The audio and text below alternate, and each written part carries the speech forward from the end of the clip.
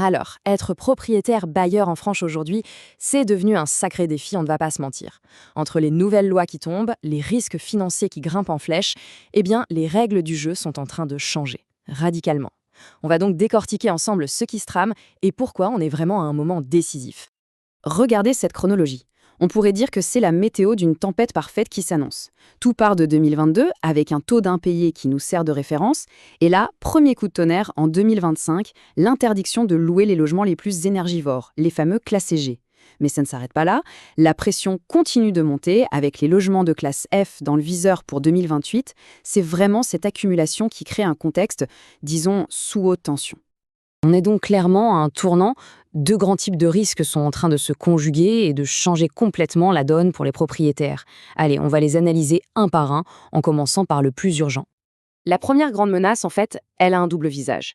D'un côté, une instabilité financière qui vient des locataires, et de l'autre, des réglementations gouvernementales de plus en plus strictes. C'est un véritable étau qui se resserre. Ce graphique, il met un chiffre sur une angoisse bien réelle. Le risque d'impayé, ce n'est plus du tout anecdotique. Passer de 2,5% à une estimation de 4% en à peine 3 ans, c'est une augmentation massive. Concrètement, ça veut dire plus de stress et surtout un vrai coup porté à la rentabilité de l'investissement. Et le vrai problème, ce n'est pas tant l'impayé lui-même, mais ce qui se passe après. Regardez bien ce chiffre, 18 à 24 mois. C'est la durée moyenne pour mener une procédure d'expulsion à son terme. Imaginez, presque 2 ans sans percevoir de loyer, avec les frais de justice qui s'accumulent. C'est un véritable gouffre financier et une source d'incertitude insupportable. Et comme si ça ne suffisait pas, il y a l'autre mâchoire de l'étau. Cette citation résume tout, la question énergétique. Le mot impitoyable est parfaitement choisi parce que la loi ne fait plus du tout de cadeau aux passoires thermiques. Alors, qu'est-ce que ça veut dire concrètement? D'abord, depuis janvier 2025, c'est simple, il est interdit de mettre en location un logement classé G. C'est non. Ensuite, la pression s'accentue sur les logements F, avec une interdiction prévue pour 2028. Et attention, point crucial, si le diagnostic de performance énergétique, le fameux DPE, date d'avant juin 2021, il est obsolète, il ne voit plus rien, il faut obligatoirement le refaire. Passons maintenant au deuxième grand risque. Celui-ci est plus sournois, plus insidieux. On parle de la dégradation lente et progressive du bien lui-même, au fil d'une location longue. C'est un risque qui ronge silencieusement la valeur du patrimoine, de l'intérieur.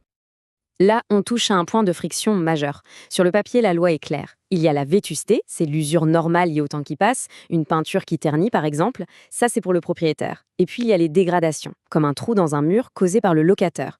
Le souci, dans la réalité, la frontière entre les deux est souvent très floue. Une rayure un peu profonde sur le parquet, c'est de l'usure ou une dégradation. C'est un vrai casse-tête. Et l'effet cumulé de cette usure dite normale est assez pervers. Au bout de quelques années, on récupère un bien qui n'est pas forcément abîmé, mais qui est défraîchi. Et pour le relouer à un bon prix, il n'y a pas le choix, il faut réinvestir. Repeindre, parfois changer les sols, ce sont des coûts importants qui n'existeraient pas sans cette usure lente mais continue. Bon, face à ce tableau un peu sombre, est-ce qu'il y a des issues? Le modèle traditionnel semble clairement à bout de souffle. Et c'est là qu'une alternative émerge, la gestion par des professionnels. Le principe est différent. Une entreprise devient le locataire en titre et garantit le revenu. Ce tableau résume parfaitement le changement de paradigme. Prenons les risques un par un. Le risque d'impayé.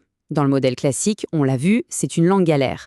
Dans le modèle pro, il disparaît. Le loyer est garanti, que le bien soit occupé ou non. La menace du DPE, seule, c'est l'interdiction de louer. Avec un pro, c'est un accompagnement. Et l'usure, on passe d'une dégradation lente et de réparation coûteuse à un entretien constant, quasi hôtelier, qui préserve la valeur du bien. C'est une transformation totale de la gestion du risque. En conclusion, ce à quoi on assiste, c'est une véritable confrontation entre deux mondes. D'un côté, le modèle locatif classique, où le propriétaire porte seul de plus en plus de risques. De l'autre, un nouveau modèle professionnel qui propose de prendre en charge ces mêmes risques. Ce qui nous amène à la question finale, qui est sans doute la plus importante. Face à tous ces bouleversements, est-ce que la gestion professionnelle est juste une assurance de plus, une option de confort? Ou est-elle en train de devenir tout simplement une nécessité pour protéger son patrimoine et sécuriser son investissement sur le long terme?